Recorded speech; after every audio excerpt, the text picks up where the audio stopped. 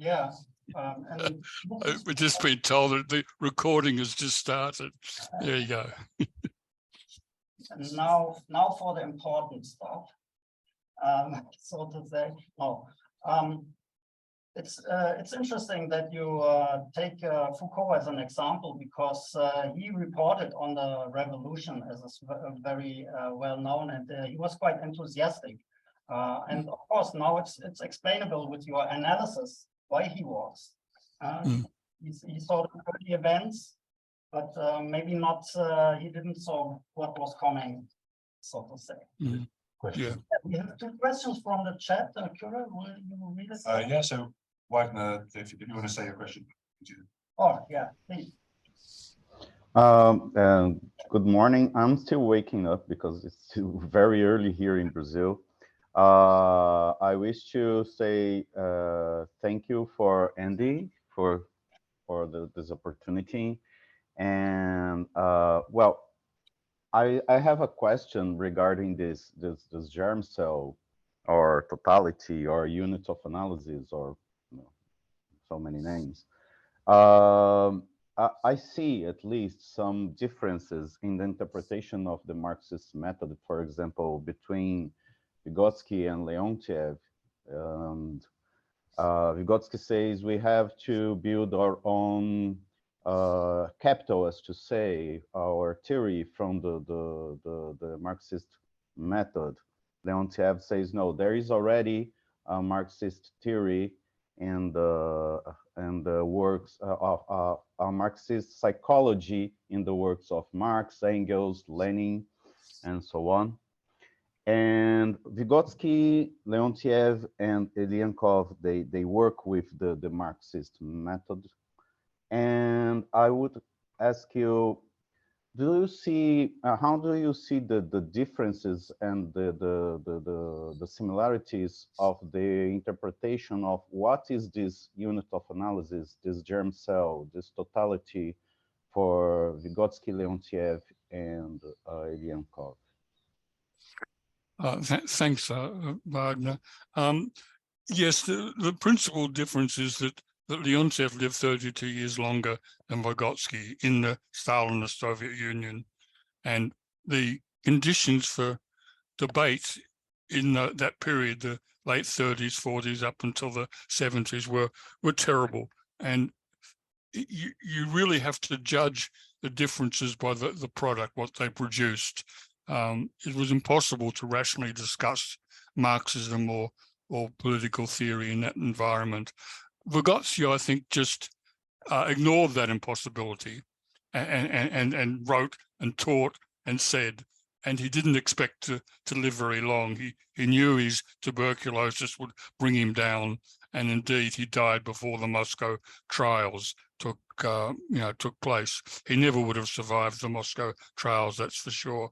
Whereas Leontiev managed to survive, and that's good. He survived, because even though I think Vygotsky was the genius in this current of thinking, there's no doubt about it.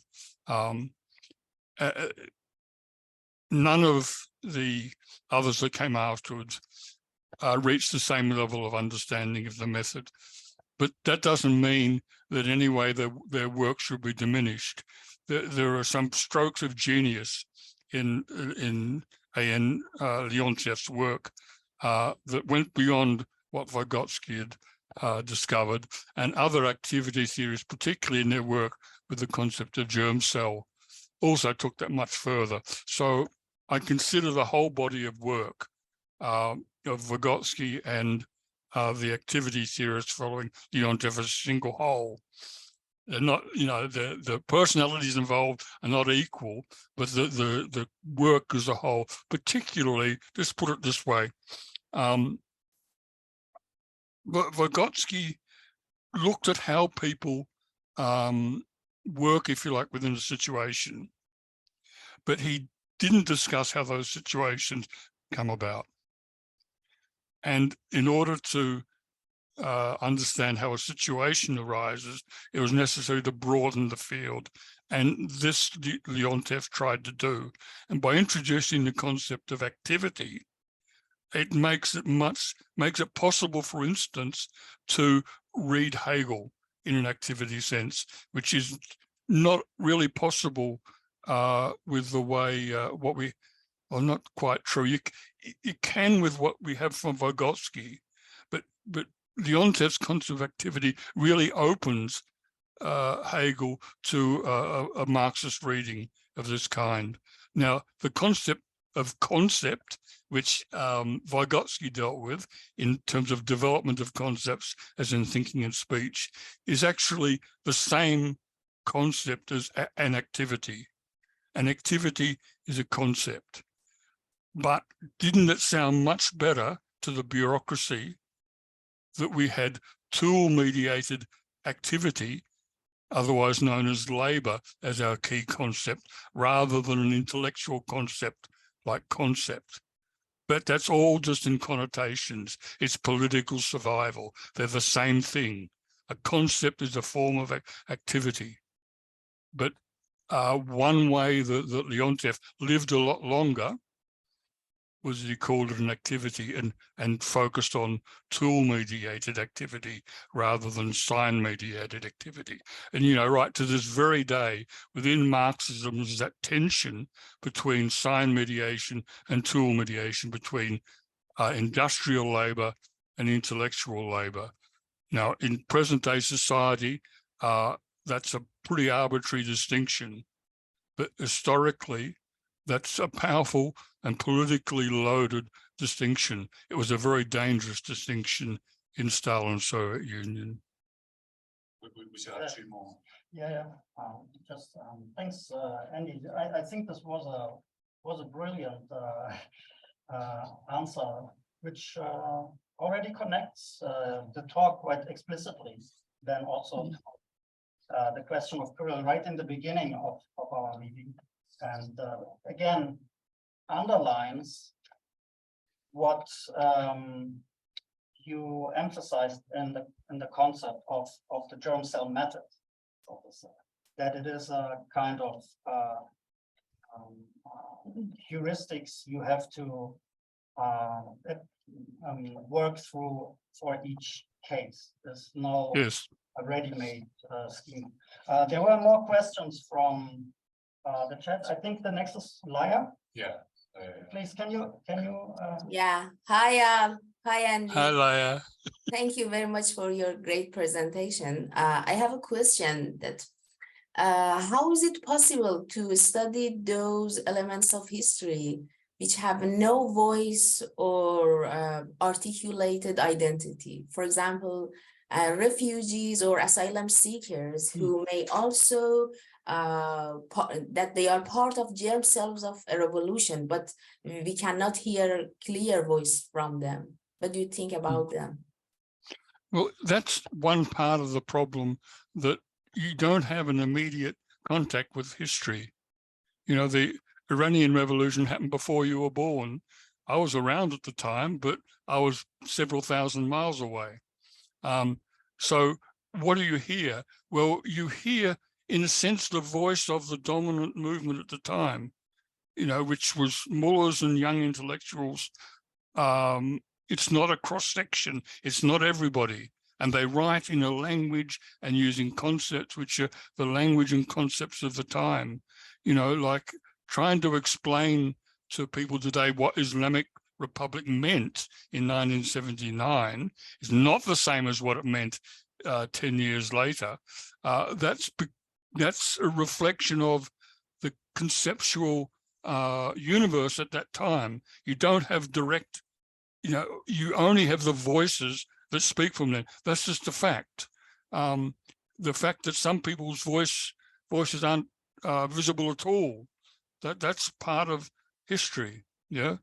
Now, there are, we know also that when we look from the present back through the recent past to the less recent past to the more distant past, what's passed on to us is also a product of the culture and relations of the time. So, for example, beginning in the 1970s, women engaged in a kind of excavation, but digging up the writing of women, women scientists, women soldiers, women explorers, and so on, that their voices had been uttered but hadn't been passed on. So this is this process of understanding the origins of something is a process of kind of excavating.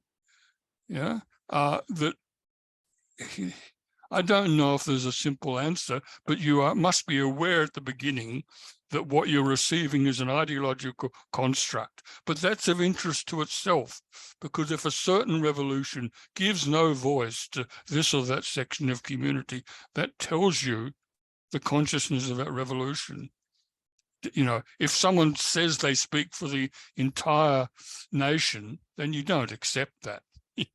You know that the person's speaking for one specific class, and you construct exactly what class they're speaking for.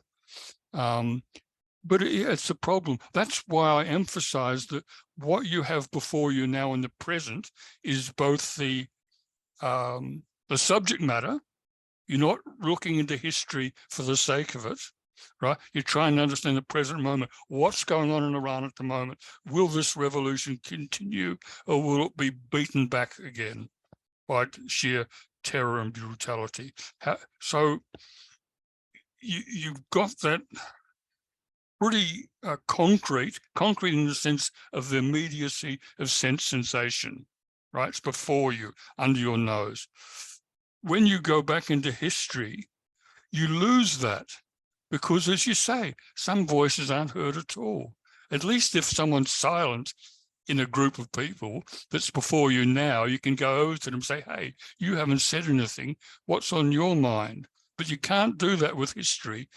It requires some excavation, and you must always be aware that, put it in shedding light on the present, the material of history has its shortcomings. Yeah. You only got traces of it. You don't have the immediacy of what's in front of your eyes. Yeah, exactly. And if I may add, I think this method you also mentioned of reconstruction in her historical terms then means that a historian always observes some kind of outcomes, right? And then you have to, so to say, go backwards and see where it came from. So I think immigrants, for example, of course, they have an effect on the society, on the societies they left and the societies they enter. So after a while, you have a effect, and from that you can reconstruct and make the voices heard, so to say. I think that's of course one of the tasks of historians, also to, as Andy said, excavate it. I think we have more questions and only very little time left. Who's next? Please, short questions, short answers. Yes, but I make it very quick and short. First of all, I just want to pay tribute to Andy for teaching us this method and promoting this method of analysis. He helped us a lot to differentiate between what was the real force of the revolution and what was the counter-revolution against the real revolution.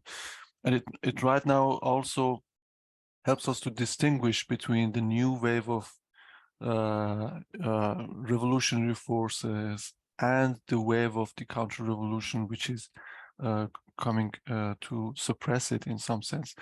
But my question is that, for example, right now in Iran, we're witnessing, observing the emergence of once again the neighborhood committees, the strike committees, women's unions, revolutionary syndicates and trade unions, which are trying to organize this social revolution in Iran.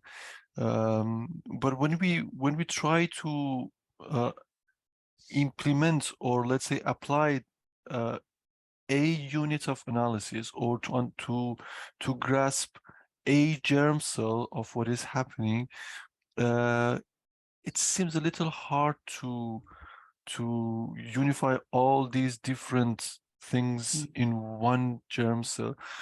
My question is that how is it possible to understand a specific historical situation by a network of germ cells, let's say, or a network of or I don't know, in a sense that in order to understand their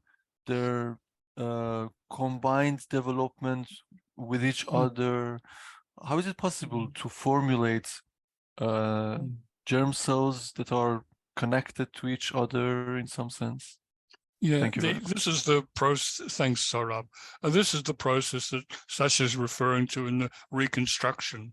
That when you develop the initial germ cell, this is like the presents or graphs the central problem that's holding the whole thing together.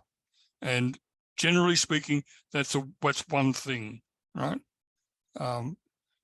But in order to concretize the situation, to not just have a simple idea, of mullahs using religious poor to suppress the workers and extract surplus to buy the support of the poor, you have to you find other germ cells. Now, look, somewhat controversially, at the end of my talk, I introduced the position of the Shah. See, because this is, I think, and it's an unsolved problem. At the moment, the events in Iran hasn't clarified. But I ask you the question, on what will be based the unity of the nation? And this is a problem, and I think it's unsolved. Are you going to have some charismatic leader come in, as a working class leader? I don't think so. What is going to be the relationship between the United States and the popular masses of Iran and the mullahs and the Shah? So when you understand these additional problems that are to the side of what arises from initial germ cell, you also have to form a germ cell of them. And then you've got two different entities, and you have to understand one-on-one how they support each other, right? So each germ cell produces a kind of a project, right? And how can these different projects support each other, or are they simply out to extinguish one another? So I don't know what the impact of the intervention of the United States will be. We need to watch that, because that will have a profound impact on how the revolution unfolds. So at the moment, I think with the reappearance of shuras and neighborhood committees and so on, the unification of the movement, introducing all the national minorities and the women and in different classes like the white collar workers and industrial workers. This we can grasp in our initial germ cell, but then other problems arise. One is obviously America. How are people going to react? I remember watching in Hong Kong, as that was sort of their independence from China was being finally suppressed, and there were people there running around flying American flags. Now, why are they flying American flags? It's a very confused thing. And there was this footage, I think, of where the mullahs put down a great big American flag on the footpath so that students going into the university would have to walk across it, and thereby, that symbolically reject the United States. And the students walked around it. They refused to be forced to think, but I mean, they're not pro-American, right? So there's a contradiction there, as we've discussed often, okay? So you have to watch how this develops. Yeah. Thanks a lot, Andy, for this brilliant and very rich talk. You make a very good start for our meeting, because you showed us how the contemporary analysis is actually going back to something which Ilyenkov found in Marx. So that is kind of also. This is the main point I want to make, Sasha, not to have dry discussions of methodology and yet another analysis of capital, but to understand the present situation, to make plans, to act, and use it for that purpose. Thanks a lot for that. It was a brilliant start for our meeting. As you